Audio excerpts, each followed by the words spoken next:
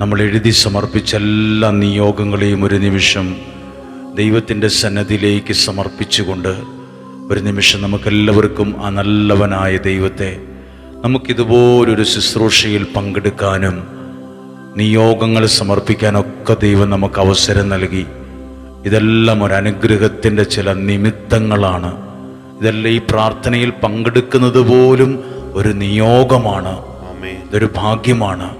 നമ്മുടെ പ്രിയപ്പെട്ടവരും ലോകത്തുള്ള വിവിധ ആയിരക്കണക്കിന് ലക്ഷക്കണക്കിന് ആളുകൾ, കുടുംബങ്ങൾ ഒരുമിച്ച് പ്രാർത്ഥിക്കുന്ന സമയം നമ്മുടെ കരങ്ങളെ ഉയർത്തി നമുക്കൊരു കുറച്ചു നേരം നമുക്ക് ആ നല്ല ദൈവത്തെ ഒന്ന് സ്തുതിച്ച് പ്രാർത്ഥിക്കാം. ഹാലേ. പ്രിയപ്പെട്ടവരെ, ഇന്ന് ദൈവവചനത്തിലൂടെ നമ്മൾ കേട്ടത് സങ്കീർത്തനം 23 അധ്യായത്തിലെ ചില വചനങ്ങളാണ്. കർത്താവാണ് എൻ്റെ ഇടയൻ, എനിക്കൊന്നിനും ഒരു കുറവും ഉണ്ടാവുകയില്ല. ആർക്കാണ് കുറവുകൾ ഉണ്ടാകാത്തത്?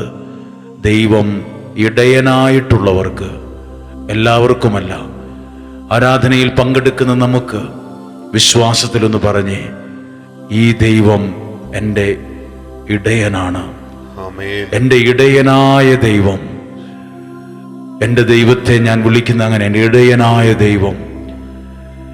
ദൈവം എൻ്റെ ഇടയനാണെങ്കിൽ ഉറപ്പു തരുന്ന വചനം, നിനക്കൊരു കുറവും ഉണ്ടാവുകയില്ല. അടുത്തൊരു വാക്കുണ്ട്, 4-ാമത്തെ വാക്യം, മരണത്തിൻ്റെ നിഴൽ വീണ താഴ്വരയിലൂടെയാണ് നീ നടക്കുന്നത് എങ്കിലും അവിടുന്ന് കൂടെയുള്ളതിനാൽ ഞാൻ ഭയപ്പെടുകയില്ല. ആ വാക്കുകൾ ആരാധനയിലേക്ക് കൊണ്ടുവന്ന് പ്രാർത്ഥിക്കാനും ആരാധിക്കാനും തുടങ്ങുകയാണ്. മരണത്തിൻ്റെ നിഴൽ. ചിലർ പറയാറുണ്ട്, ഞാൻ മരണത്തിൻ്റെ നിഴലിലാണ്, മരണത്തിൻ്റെ നിഴൽ വീണ താഴ്വരയിലൂടെയാണ് ഞാൻ നടക്കുന്നത്. എന്താണത് സൂചിപ്പിക്കുന്നത്? ജീവിതത്തിൽ താങ്ങാനാവാത്ത പ്രയാസങ്ങളുടെയും പ്രതിസന്ധികളുടെയും വെല്ലുവിളികളുടെയും മുമ്പിൽ നമുക്ക് ഫീൽ ചെയ്യുന്നൊരു കാര്യമാണ് മരണത്തിൻ്റെ നിഴൽ വീണ താഴ്വര. എന്നെ കേൾക്കുന്ന ആരെങ്കിലുമൊക്കെ, നമ്മൾ തമ്മിൽ അറിയില്ലെങ്കിലും മരണത്തിൻ്റെ നിഴൽ വീണ താഴ്വരയിൽ ജീവിതം അങ്ങനെ കടന്നു പോകുന്നവരുണ്ട്. മരണത്തിൻ്റെ നിഴൽ, ഒരാളുടെ നിഴൽ പോലും എവിടെയാണ്? അയാൾ നിൽക്കുന്ന സ്ഥലത്താണ് അയാളുടെ നിഴൽ. അല്ലാതെ അയാൾ നിൽക്കുന്ന സ്ഥലത്ത് മറ്റൊരു സ്ഥലത്ത് നിഴൽ, അങ്ങനെയല്ല. അയാളോട് ചേർന്ന് കണക്റ്റഡ് ആയിരിക്കും നിഴലും.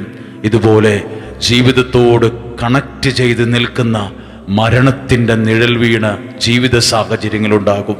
അങ്ങനെ ജീവിതത്തിൻ്റെ സാഹചര്യം അനുഭവിച്ച ഒരു വ്യക്തിയുടെ അനുഭവമാണ് ഇന്ന് നിങ്ങൾ പഴയ നിയമത്തിൽ അബ്രാഹത്തിൻ്റെ വീട്ടിൽ ജോലി ചെയ്തിരുന്ന ഹാഗാർ എന്ന് പറയുന്ന വ്യക്തിയുടെ ജീവിതത്തിൽ അനുഭവിച്ച ഒരു വലിയ സങ്കടം. ഒരു ദിവസം അബ്രാഹാം തൻ്റെ ഭാര്യയുടെ സാറായുടെ വാക്കുകേട്ട് നിർബന്ധം കൊണ്ട് ഹാഗാറിനെയും കുഞ്ഞിനെയും കുറച്ചപ്പവും വെള്ളവും കൊടുത്ത് മരുഭൂമിയിലേക്ക് പറഞ്ഞയച്ചു. ആളും അർത്ഥവും കൂടും ഒന്നുമില്ലാത്ത, തല വച്ച് ഉറങ്ങാൻ പറ്റുന്ന ഒരു സാഹചര്യം പോലുമില്ലാത്ത, കയറിക്കിടക്കാൻ ഒരു വീടെന്ന് പറയുന്ന ഒരു സംവിധാനം പോലുമില്ലാത്ത ഒരു സ്ഥലത്തേക്ക് പറഞ്ഞു വിട്ടു. അങ്ങനെ മരുഭൂമിയിലൂടെ അലഞ്ഞ് തിരിഞ്ഞ് നടന്ന ഒരമ്മയും കുഞ്ഞും, ഹാഗാറും ഹാഗാറിൻ്റെ കുഞ്ഞും. ആ യാത്ര എവിടെ ചെന്ന് അവസാനിച്ചു എന്നറിയാമോ? മരണത്തിൻ്റെ നിഴൽ വീണ താഴ്വരയിൽ. ഭക്ഷണം തീർന്നു, ആ സഞ്ചിയിലെ അവസാനത്തുള്ളി വെള്ളവും തീർന്നു. എന്നെ ഇപ്പോൾ ശ്രദ്ധിച്ചു കൊണ്ടിരിക്കുന്ന, ആരാധനയിൽ പങ്കെടുത്തുകൊണ്ടിരിക്കുന്ന നിങ്ങളുടെ ജീവിതത്തിൻ്റെ പ്രതീക്ഷയുടെ അവസാനത്തുള്ളിയും തീർന്നു പോയോ? എല്ലാ പ്രതീക്ഷകളുടെയും അവസാനത്തെ ആ വാതിലും അങ്ങ് അടഞ്ഞോ? ചിലർ പറയാറില്ലേ, പ്രതീക്ഷയുടെ അവസാനത്തെ വാതിലും അടഞ്ഞു കേട്ടോ. അവസാനത്തുള്ളിയും തീർന്നു. ഇനി നോ ഹോപ്പ്, പ്രതീക്ഷിക്കാൻ ഒന്നുമില്ല. ഇനി പ്രതീക്ഷിക്കാൻ ഒന്നുമില്ല. എല്ലാ വാതിലുകളും അടഞ്ഞു, തീരേണ്ടതൊക്കെ തീർന്നു. മരണത്തിൻ്റെ നിഴൽ വീണ താഴ്വര. അപ്പോൾ ഹാഗാർ എക്സ്പീരിയൻസ് ചെയ്തൊരു കാര്യമുണ്ട്. തൻ്റെ കയ്യിൽ പൊന്നുപോലെ സൂക്ഷിച്ചിരുന്ന കുഞ്ഞ് ഭക്ഷണവും വെള്ളവുമില്ലാതെ വല്ലാതെ മെലിഞ്ഞു, വയറൊട്ടി. ഒരാൾ ദീർഘനാൾ ഭക്ഷണം കഴിക്കാതിരുന്നാൽ കുടലുകൾ ഒട്ടിപ്പോകും, വയറ് ചുങ്ങും, തല വലുതായി നിൽക്കും, ഉടല് ചെറുതാകും, വാരിയെല്ലുകൾ തൊലിപ്പുറത്ത് തെളിഞ്ഞു കാണാൻ പറ്റുന്ന രീതിയിലാകും, കൈയുടെ ഓരമൊക്കെ ഉന്തി വരും, അങ്ങ് അസ്ഥികൂടം പോലെയാകും. അതുപോലെ ഹാഗാർ എടുത്തുകൊണ്ട് നടന്ന കുഞ്ഞ് ഭക്ഷണവും വെള്ളവുമില്ലാതെ മരുഭൂമിയിലെ ചുട്ടുപൊള്ളുന്നൊരു അന്തരീക്ഷത്തിൽ വല്ലാതെ ക്ഷീണിച്ചുപോയി. മരിക്കുമെന്ന് ഉറപ്പായൊരു സമയത്ത്, എപ്പോഴാണ് നമുക്കൊരാൾ മരിക്കുമെന്ന് തോന്നുക? അത് നമുക്കറിയാൻ പറ്റും. ആ ആളെ കാണുമ്പം, ആ വ്യക്തിയുടെ ആരോഗ്യവും ആ നിലയും ഒക്കെ കാണുമ്പോൾ അറിയാൻ പറ്റും, ഇന്നല്ലെങ്കിൽ നാളെ മരിക്കും ഈ മനുഷ്യൻ. അതുപോലെ ഹാഗാറിന് തോന്നി, ഈ കുഞ്ഞു മരിക്കും. ഏതൊരമ്മയാണ് സഹിക്കുക? സ്നേഹിച്ചു കൊതി തീർന്നിട്ടില്ലാത്ത, കണ്ടു കൊതി തീർന്നിട്ടില്ലാത്ത, ലാളിച്ച് കൊതി തീർന്നിട്ടില്ലാത്ത കുഞ്ഞ് കയ്യിലിരുന്ന് മരിക്കണ്ട എന്ന് വിചാരിച്ച് തൊട്ടപ്പുറത്തുള്ള ഒരു കുറ്റിക്കാട്ടിൽ കൊണ്ടുപോയി കിടത്തി. ഒരു അമ്പെയ്ത്ത് ദൂരം മാറി തിരിഞ്ഞ് ഓപ്പോസിറ്റ് സൈഡിലേക്ക് തിരിഞ്ഞിരിക്കുന്നു. ഒരു പ്രത്യേക ഫ്രെയിം. ആ വാക്യം വായിക്കുമ്പോൾ, ആ വചനം വായിക്കുമ്പോൾ ആ ഫ്രെയിം അങ്ങനെയാണ്. അമ്മ മാറി നിൽക്കുന്നു, കുഞ്ഞ് ഒരു കുറ്റിക്കാട്ടിൽ കിടന്നിട്ട് അമ്മ പറയുന്നു, കുഞ്ഞു മരിക്കുന്നത് എനിക്ക് കാണാൻ കഴിയില്ല, അതാർക്കും തന്നെ കാണാൻ സാധിക്കില്ല. അങ്ങനെ ഒരു മരണം, അത് മനസ്സിൽ നിന്ന് മായാത്തൊരു ചിന്തയാണ്, ഒരു ചിത്രമാണ്. ആ സമയത്ത് അത് സങ്കീർത്തനം 23:4 പോലെയാണ്. മരണത്തിന്റെ നിഴൽ വീണൊരു താഴ്വര അവിടെയുണ്ട്. മരണത്തിന്റെ നിഴലാണ് അവിടെ. ആ സമയത്ത് പ്രതീക്ഷിക്കാനൊന്നുമില്ല. അബ്രഹാം കൊടുത്തുവിട്ട അപ്പം തീർന്നു. ഒരു തുകൽസഞ്ചി വെള്ളം കൊടുത്തുവിട്ട് അതിൻ്റെ അവസാനത്തുള്ളിയും തീർന്നുപോയ മരണത്തിന്റെ നിഴൽ വീണൊരു താഴ്വര. ഇതുപോലെ മരണത്തിന്റെ നിഴൽ വീണ താഴ്വരയിലുള്ള ആരൊക്കെയോ എവിടെയൊക്കെയോ ഉള്ള പ്രിയപ്പെട്ടവർ ഇപ്പോൾ ഈ ആരാധന നിങ്ങൾ പങ്കെടുക്കുന്നുണ്ട്. നിങ്ങളുടെ ജീവിതത്തിൽ എന്ത് സംഭവിക്കുമെന്ന് പറയുകയാണ്. ദൈവം ഇടപെടുന്ന സമയവും സാഹചര്യവും കണ്ടുകൊള്ളണം. ആ കുഞ്ഞിനെ അവിടെ കിടത്തി. ആ അമ്മ തിരിഞ്ഞിരിക്കുന്നു. കുറച്ചു കഴിഞ്ഞ് മരിക്കാറായി വയറൊട്ടിപ്പോയ, കുടലൊട്ടിപ്പോയ കുഞ്ഞ് ഉച്ചത്തിൽ കരഞ്ഞു എന്ന് അതിനകത്ത് എഴുതിയിട്ടുണ്ട്. ഉച്ചത്തിൽ കരഞ്ഞാൽ മരുഭൂമിയിൽ ആരാ കേൾക്കാനുള്ളത്? തൊട്ടപ്പുറത്തിരിക്കുന്ന അമ്മ കേട്ടു എന്ന് പറഞ്ഞാൽ നമുക്കറിയാൻ പറ്റും, ഒരു അമ്പെയ്ത്ത് ദൂരം അമ്മയുണ്ട്, കേട്ട് കാണും. പക്ഷേ കേട്ടത് ആര് എന്ന് വ്യക്തമായി എഴുതിയിട്ടുണ്ട്. സ്വർഗത്തിലെ ദൈവം ആ കുഞ്ഞിന്റെ കരച്ചിൽ കേട്ടു എന്ന്. അതിന്റെ അർത്ഥം എന്താണ്? ഇവിടെ 2 സമയങ്ങളെ ചേർത്ത് വെക്ക്. പ്രഭാഷണ സമയത്ത് നിങ്ങളോട് പറഞ്ഞു, ആ മരുഭൂമിയിൽ ആ കൊച്ചിന്റെ അടുത്തുണ്ടായിരുന്നത് ഒരു അമ്പെയ്ത്ത് ദൂരം അമ്മയാണ്. പക്ഷേ ബൈബിൾ വായിക്കുമ്പോൾ പറയാൻ പറ്റും, അമ്മയേക്കാൾ അടുത്തായിരുന്നു ആ കുഞ്ഞിന്റെ അടുത്ത് ദൈവം. ആ സാഹചര്യത്തിൽ ദൈവം നിങ്ങളുടെ അടുത്ത് പലരുമുണ്ട്, നിങ്ങളുടെ കയ്യെത്തുന്ന ദൂരത്ത് പലരുമുണ്ട്. അവരെക്കാൾ അടുത്താണ് ഇന്ന് നിനക്ക് ദൈവം. അവരെക്കാൾ അടുത്താണ് ഇന്ന് നിനക്ക് ദൈവം. അത് വിശ്വസിക്കുന്നെങ്കിൽ ആ ദൈവത്തിന്റെ മുമ്പിലേക്ക് ജീവിതത്തെ നീട്ടിപ്പിടിച്ച് നിയോഗത്തെ കൊടുത്ത് ഒന്ന് പ്രാർത്ഥിക്കാൻ പോവുകയാണ്. നിന്റെ കയ്യെത്തും ദൂരത്ത് വിളിച്ചാൽ, ഫോൺ വിളിച്ചാൽ ഉടനെ ഓടി വരാൻ ധാരാളം ആളുകളുണ്ട്. അവരെക്കാൾ അടുത്താണ് ഇന്ന് നിനക്ക് ദൈവം. അത് തെളിയിച്ച ഭാഗമാണത്, തെളിയിച്ച ഭാഗമാണ്. ജീവിതത്തെ കൊടുക്ക്.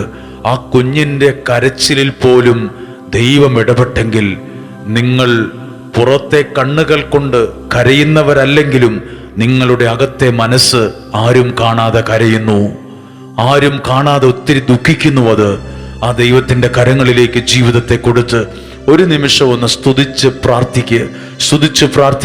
കുഞ്ഞിന്റെ കരച്ചിൽ പോലെ, കുഞ്ഞിന്റെ കരച്ചിൽ സ്വർഗം കെട്ടതുപോലെ നമ്മുടെ പ്രാർത്ഥനയുടെ സ്വരം,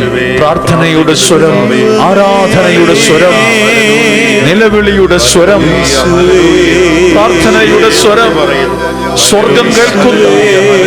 മരണത്തിന്റെ നിഴൽ വീണ താഴ്വരയിലൂടെ ഞാൻ കടന്നു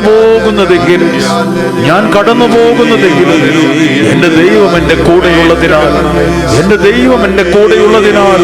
ഞാൻ ഭയപ്പെടുകയില്ല.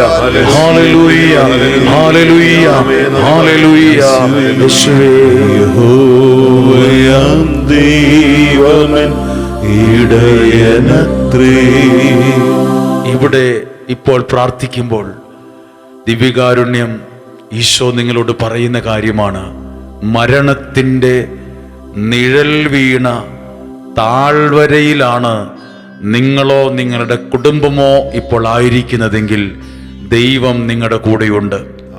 ഹാഗാറിന്റെ ജീവിതവും മരുഭൂമിയിൽ, ആളും അർത്ഥവുമില്ലാത്ത മരുഭൂമിയിൽ, മരണത്തിന്റെ നിഴൽ വീണ താഴ്വരയിൽ നിങ്ങൾ കണ്ടു സ്വർഗത്തിലെ ദൈവം കുഞ്ഞിന്റെ നിലവിളി കേട്ടിട്ട് അമ്മയോട് പറഞ്ഞു, എഴുന്നേൽക്ക്, എഴുന്നേൽക്ക്.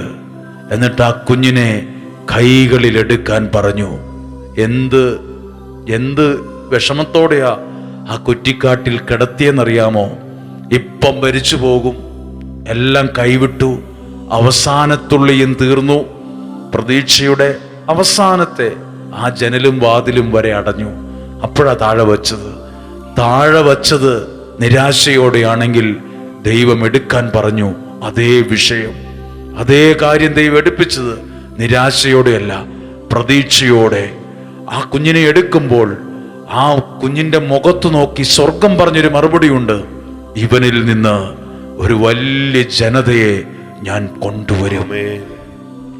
അങ്ങനൊന്നും വെറുതെ പോലും ഒരു വാക്ക് പറയാൻ കഴിയില്ല. കാരണം ഭക്ഷണമില്ലാത്ത മരുഭൂമിയിലെ വെയിലിന്റെ ചൂടേറ്റ് കറുത്ത് കരിവാളിച്ചു പോയ ശരീരവും, ഭക്ഷണവും വെള്ളവും കഴിക്കാതെ കുടലും വയറുമുട്ടിപ്പോയ ശരീരവും, ആ ഒരു ശരീരത്തെ, മെലിഞ്ഞുണങ്ങിയ ശരീരത്തെ, ആരാം വാലി തെളിഞ്ഞു കാണാൻ പറ്റുന്ന ആ ശരീരത്തെ നോക്കിയിട്ട് സ്വർഗം എന്നാ പറഞ്ഞത്, ഈ കുഞ്ഞ് മരിച്ചു പോകത്തുള്ളേ ഉള്ളൂ, ഇനി വലിയ പ്രതീക്ഷിക്കാനൊന്നും ഇല്ലെന്നല്ല പറഞ്ഞത്.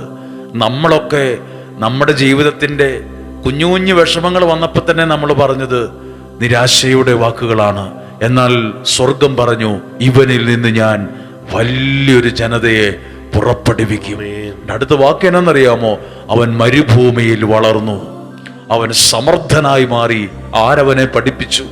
അവിടെ പഠിപ്പിക്കാൻ, ഫോർമേഷൻ കൊടുക്കാൻ ആളുകളുണ്ടായിരുന്നു. മരുഭൂമിയിൽ കയറിക്കിടക്കാൻ ഒരു വീട് പോലും ഇല്ല.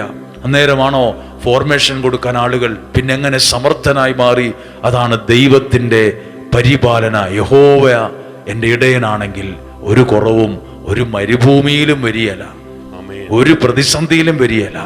ആരുമില്ലേലും പേടിക്കരുത്, ഒറ്റപ്പെട്ടു പോയാലും ഭയപ്പെടരുത്, എല്ലാം തീർന്നുവെന്ന് പറയരുത്. ആ മരുഭൂമിയിലും നിനക്ക് ദൈവമുണ്ട്. മരുഭൂമി എന്ന് പറയുന്നത് നമ്മൾ പോയിട്ടില്ലെങ്കിലും കണ്ടിട്ടില്ലെങ്കിലും ഏതെങ്കിലുമൊക്കെ യൂട്യൂബ് ചാനലിലെങ്കിലും കണ്ടിട്ടുള്ളോ മരുഭൂമി എന്നാണെന്ന്? ആളും അർത്ഥവും ഇല്ലാത്ത ഏകാന്തതയുടെ സ്ഥലമാണ് മരുഭൂമി. അതുപോലൊക്കെ ജീവിതം ചെന്ന് പെട്ടവരുണ്ട്, അതുപോലൊക്കെ ജീവിക്കുന്നവരുണ്ട്. മരുഭൂമിയിലെ ഒറ്റപ്പെട്ട ജീവിതങ്ങളുണ്ട്, തീരത്തില്ല. ദൈവം അവിടുന്ന് വലുതായി നിങ്ങളെ മാറ്റും. അങ്ങനെ ഒരു സാഹചര്യത്തെ നോക്കിയിട്ടാ പറഞ്ഞു, ഇവനിൽ നിന്ന് വലിയൊരു ജനതയെ ഞാൻ പുറപ്പെടുവിക്കും, ഞാൻ കൊണ്ടുവരും. ആ ദൈവത്തിന്റെ വാക്കാ.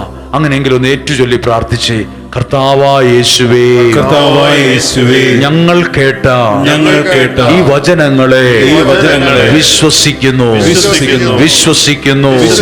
ജീവിതത്തിന്റെ കഷ്ടതയുടെ സങ്കടങ്ങളുടെ മരുഭൂമിയിലാണ് ഞാനും ഉള്ളത്.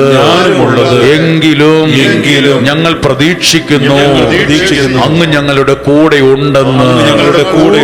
ഞങ്ങളത് വിശ്വസിക്കുന്നു, ഞങ്ങളത് ഏറ്റെടുക്കുന്നു.